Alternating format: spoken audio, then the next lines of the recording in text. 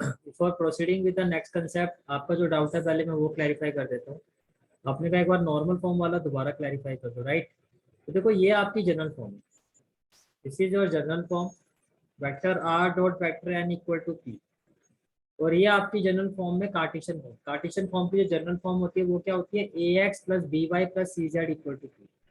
अब special case मैंने आपको बताया था कि प्लेन की नॉर्मल फॉर्म वेक्टर, प्लेन की नॉर्मल फॉर्म वेक्टर फॉर्म में क्या होती है और कार्टेशियन फॉर्म में क्या होती है, उसको कैसे फाइंड किया जा रहा है। तो मैंने आपको ये कहा कि जो आपकी जो जनरल फॉर्म होती है, अगर आप इसको n वेक्टर के मैग्नीट्यूड से डिवाइड कर दो on both side, both in vector form as in case of a Cartesian form, you will get the normal form in you will get the normal form of vector form as well as Cartesian। क्या कहा आपको कि जो भी आपकी general form है, like ये आपकी जनरल फॉर्म है वेक्टर फॉर्म है, ठीक है, ये वेक्टर फॉर्म में आपकी क्या है, जनरल फॉर्म है। आप दोनों ही साइड से मैग्नीट्यूड ऑफ वेक्टर एन को डिवाइड करें, तो ये हो जाएगा vector R dot vector N by magnitude of vector N, और इक्वल टू में क्या हो जाएगा, P by magnitude of vector N. अब आपको पता है जब किसी भी वेक्टर को हम उसके मैग्नीट्यूड से डिवाइड करते हैं, whenever we divide any vector by its magnitude it will be equal to x cap। तो देखो ये जो ये वाला जो पोर्शन है आपका n vector upon its magnitude, it will B n cap. तो दिस एंड p, और ये जो p होता है जब हम इसको n वेक्टर के मैग्नीट्यूड से डिवाइड करते हैं तो ये वैल्यू होती है equal to d। Now what is d? d is the distance, d is the distance of plane from the, d is the perpendicular distance of plane from the origin। तो normal form में equal to में जो होता है उसको हम कहते हैं d। And what is d? d is the perpendicular distance of plane from the origin। ये डाउट क्लियर हो गया आपका, ठीक है। फिर आपको इसी तरह से कार्टेशियन फॉर्म में करना है।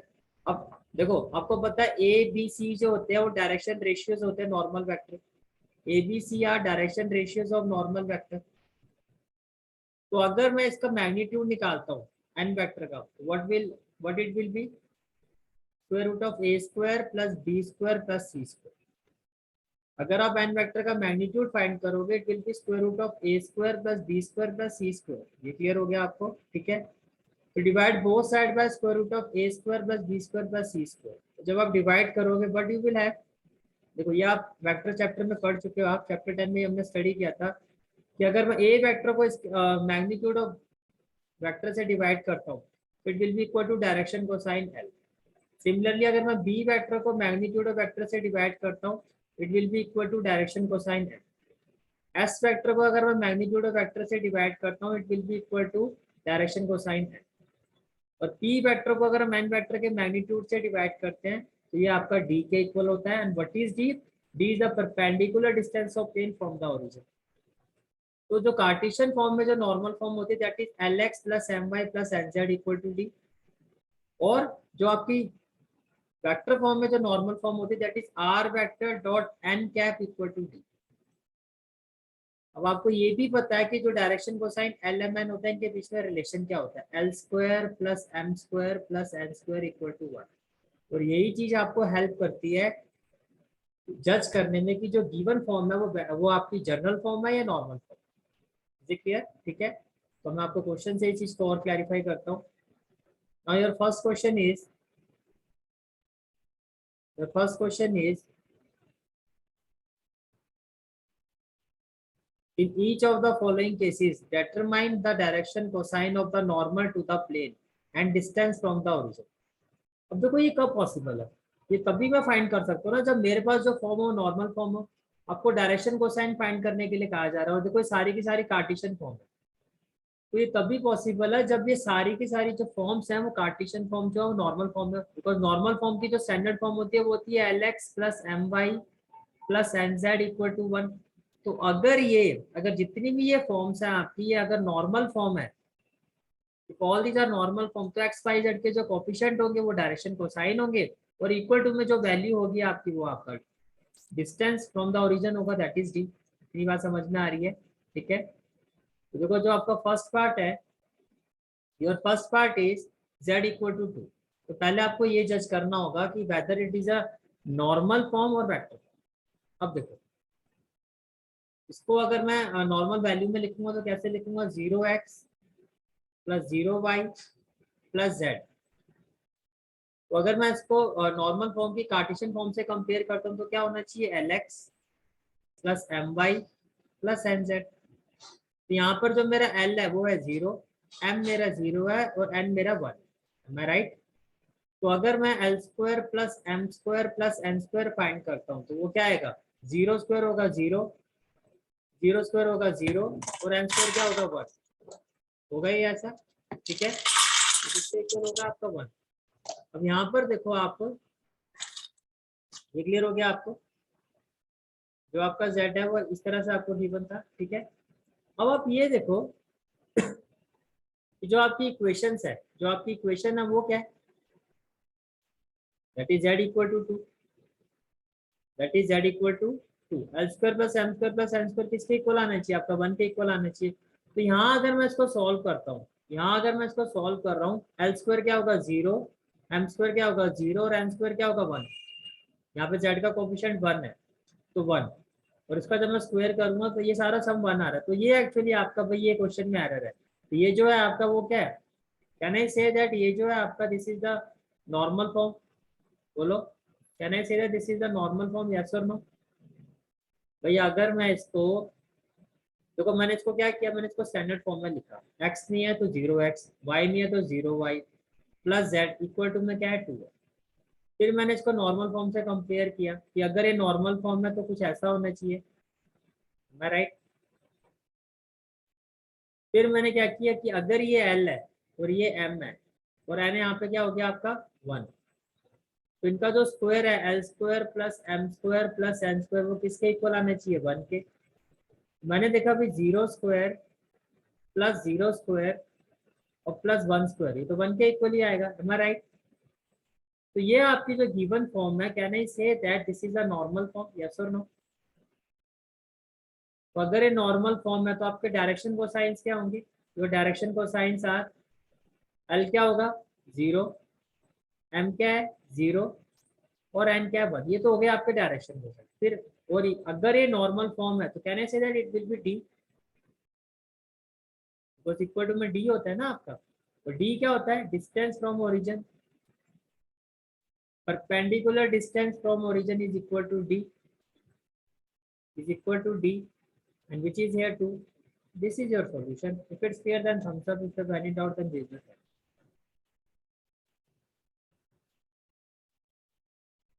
Pranay, switch on your camera. Okay, it's clear. Let's move to the next part. The next part is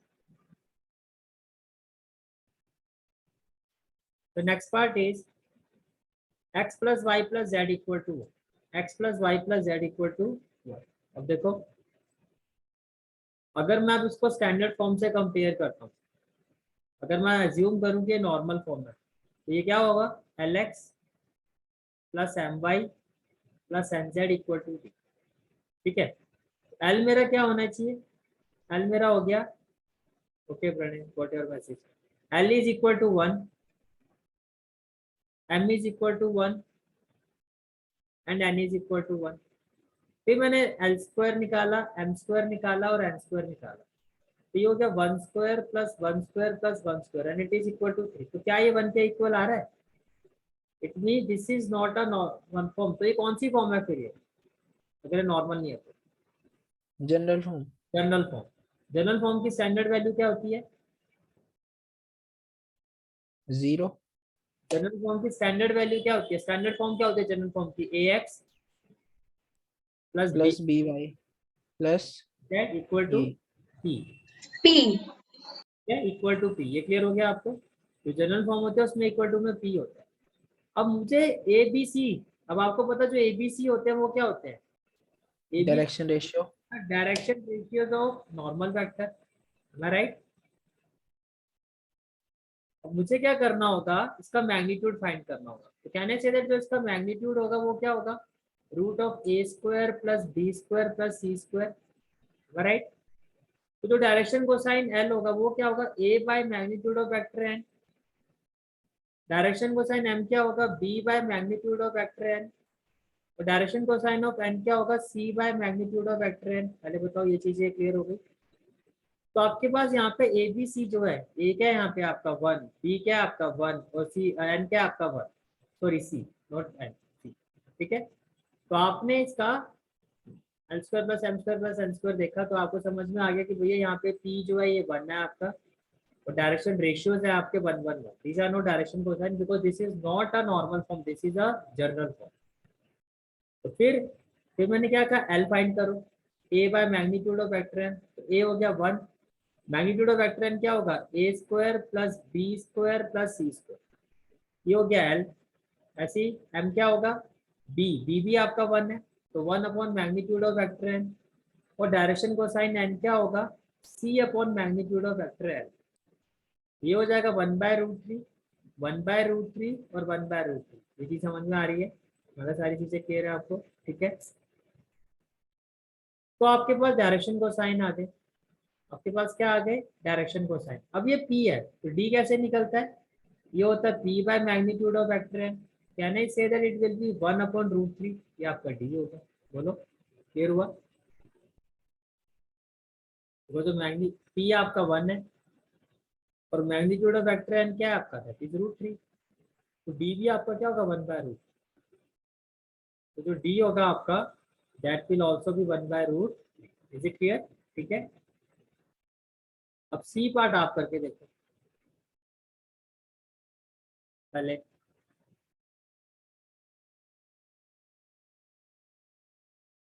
तो सबसे पहले आप इस क्वेश्चन में हम जज करेंगे कि whether it is a general form और नॉर्मल फॉर्म। देखो अगर मैं ये मानता हूँ कि ये एल है, let us suppose that it is L, this is M and this is N, and N is equal to -1।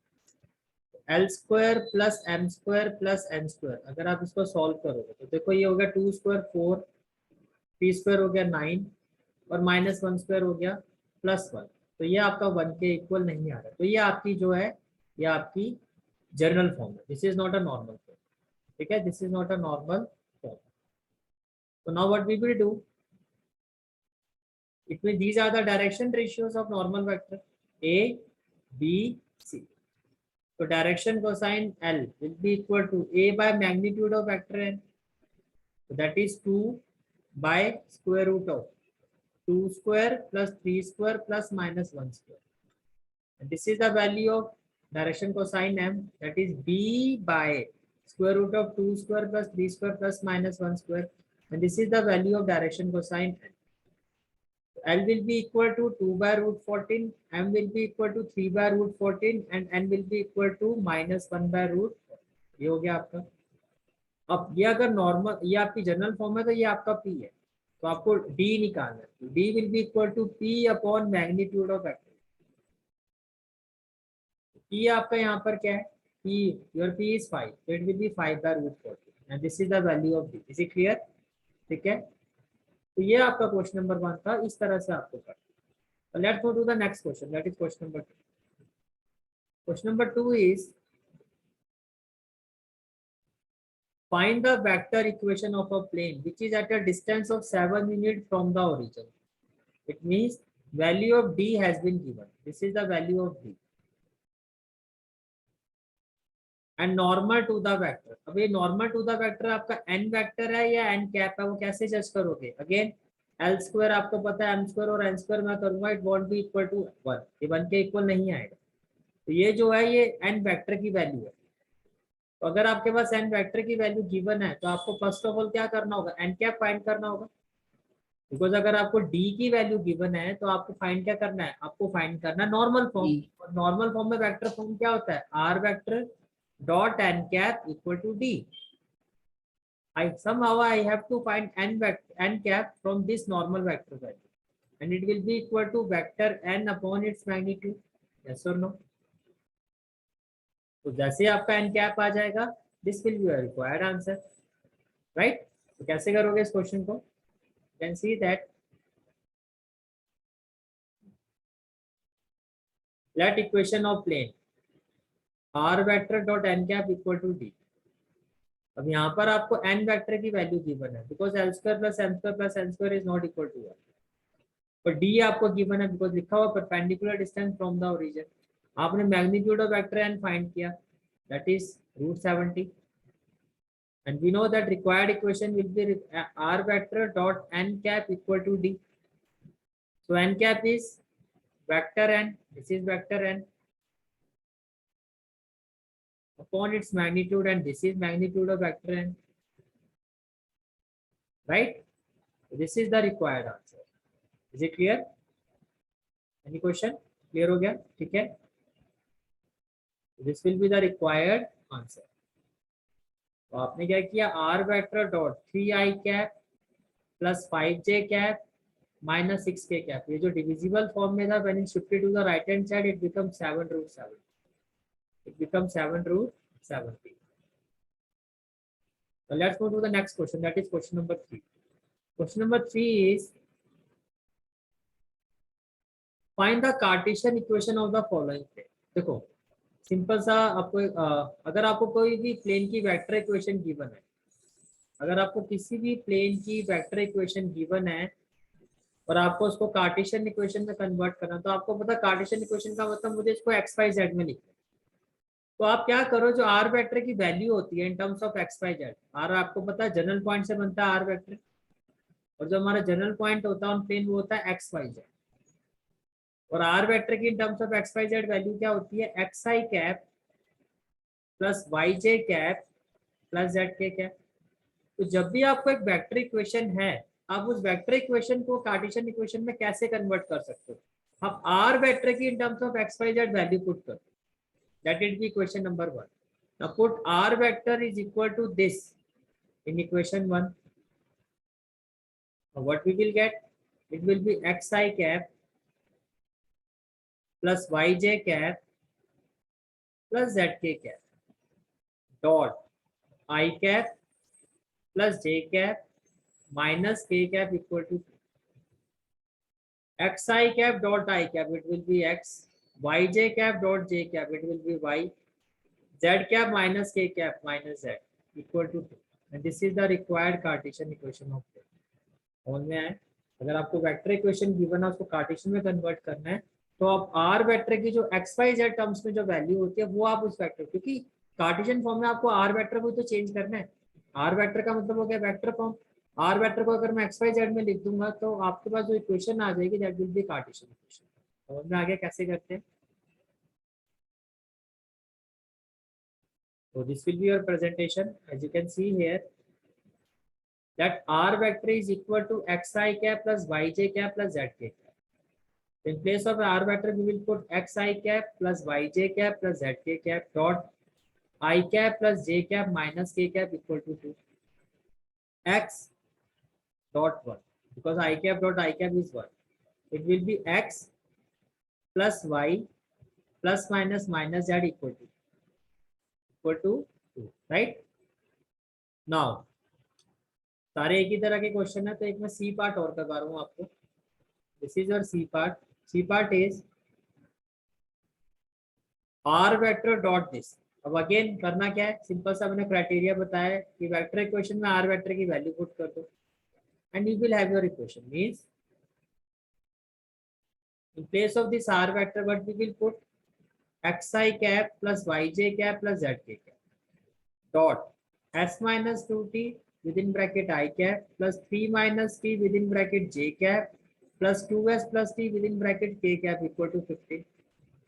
Now I cap, it will be s minus 2t into x, t minus t within bracket into y, 2s plus t within bracket into z.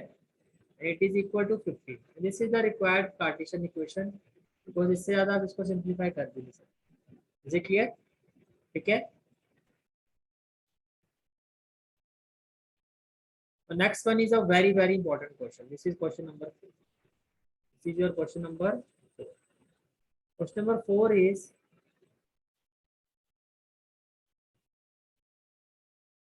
in the following cases, find the coordinates of the foot of perpendicular drawn from the origin. अगर आप origin से foot of perpendicular draw करते हो, origin से कोई perpendicular draw करते हो, तो जो उसका फुट होगा उसके कोऑर्डिनेट्स क्या होंगे वो आपको बताना है. और ये आपकी प्लेन की क्वेश्चन है. 2x plus 3y plus 4z minus 12 equal to 0. ध्यान से समझना, ये बहुत ही ज्यादा इंपॉर्टेंट क्वेश्चन है. ठीक है, देखो भाई, let this be the plane. ये आपका गिवन प्लेन जिसकी इक्वेशन आपको ये गिवन है 2x + 3y + 4z - 12 = 0। ये क्लियर हो गया आपको, ठीक है। और ये आपने ओरिजिन से फुट ऑफ परपेंडिकुलर इस प्लेन में ड्रॉ कर दिया। ओरिजिन से मैंने एक फुट ऑफ परपेंडिकुलर नहीं, ओरिजिन से मैंने एक परपेंडिकुलर इस पे ड्रॉ कर दिया। ओरिजिन से ड्रॉ किया तो जो प्लेन पर जो इसका एंड पॉइंट आ रहा है ये होता है आपका फुट, इस परपेंडिकुलर का ये फुट है। तो ये जो फुट ऑफ परपेंडिकुलर है, ये जो पॉइंट है, let this point be P. So let us assume that let P be the foot of this perpendicular. Origin से आपने परपेंडिकुलर ड्रॉ किया, तो जहाँ ओरिजिन से जो प्लेन पर आपने परपेंडिकुलर ड्रॉ किया, ओरिजिन तो हो गया इसका इनिशियल पॉइंट। तो जो इसका टर्मिनल पॉइंट है वो प्लेन पर लाई करेगा, और प्लेन पर जो ये पॉइंट लाई करेगा ये इस परपेंडिकुलर का फुट है। And let this point be P.